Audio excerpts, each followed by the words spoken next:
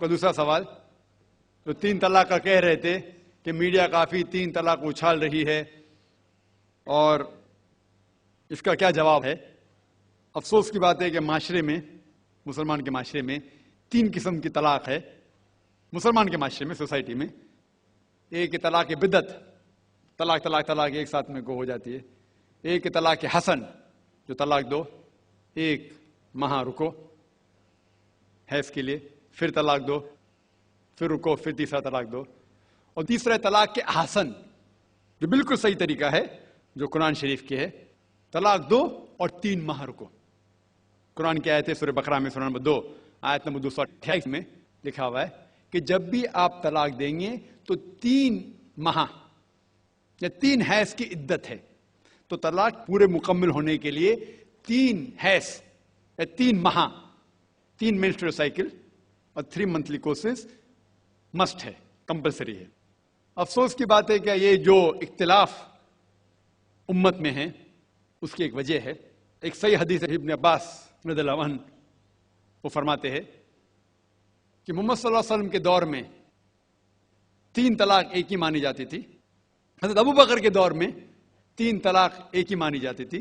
हजरत उमर के पहले 2 साल के दौर में 3 तलाक एक ही मानी जाती थी, लेकिन उसके बाद हजरत उमर रज़ियल्लाहु अन्हु उस सिचुएशन को देख के वो कहते अगर कोई शख्स 3 दे दिया तो 3 हो जाती है। इस हदीस की वजह से जो इख्तिलाफ उम्मत में है, और कई उलमा में इख्तिलाफ है, लेकिन उलमा में इख्तिलाफ है, रहेगा एक मंच पे आएंगे कि अल्लाह आलम। लेकिन अगर आप कुरान की रोशनी में पढ़ते हैं, कुरान में तलाक का जिक्र किया गया है सूरह बकरा में, सूरह नंबर 2 आयत नंबर 228 से लेकर 240 तक, और सूरह तलाक में सूरह नंबर 65 आयत नंबर 1 से 7। जो कुरान मजीद में तलाक का जिक्र है उसके अंदर यह है कि कभी कोई डिफरेंस ऑफ ओपिनियन, कोई झगड़ा हो जाता है शोहर और बीवी में, तो पहला शोहर बीवी बैठ के बात करे। ऐसा नहीं कि बीवी ने नमक ज्यादा डाल दिया और तलाक तलाक तलाक कह दिया और तलाक हो गया। अगर बीवी में नमक ज्यादा डाला, बोले आपको नमक कम चाहिए, मामला सुलझ जाएगा, बैठ के बात करो। फिर भी बात न बने तो अल्लाह ताला फरमाता है सूरह निसा में सूरह नंबर 4 आयत नंबर 35 में कि आपके दरमियान एक हकम रखो, एक आर्बिट्रर बीवी की तरफ से, एक आर्बिट्रर शोहर की तरफ से। मतलब आर्बिट्रर, हकम कहते हैं आर्बिट्रर को, हकम रखो बीवी की तरफ से और शोहर की तरफ से, और मामला को सुलझा लो।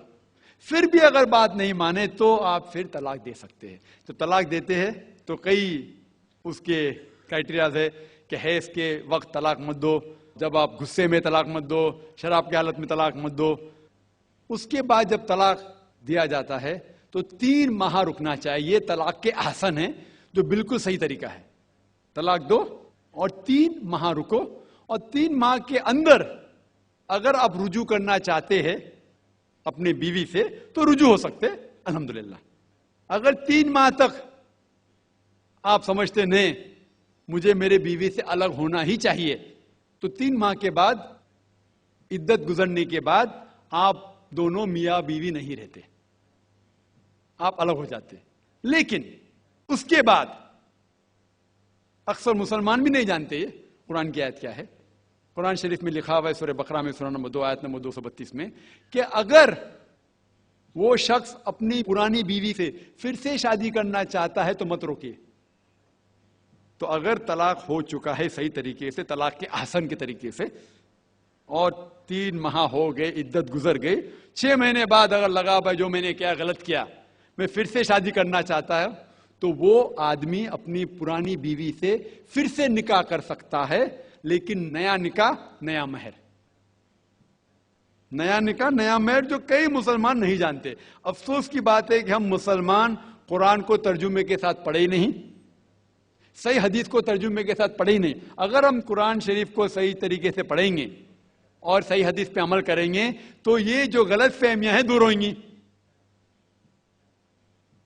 और फिर से अगर शादी हुई, फिर से आप साथ में रह सकते, फिर से प्रॉब्लम हुआ तो फिर तलाक दो, फिर 3 माह रुको, फिर से अलग हो जाओ, फिर से आप चाहते फिर से शादी कर सकते।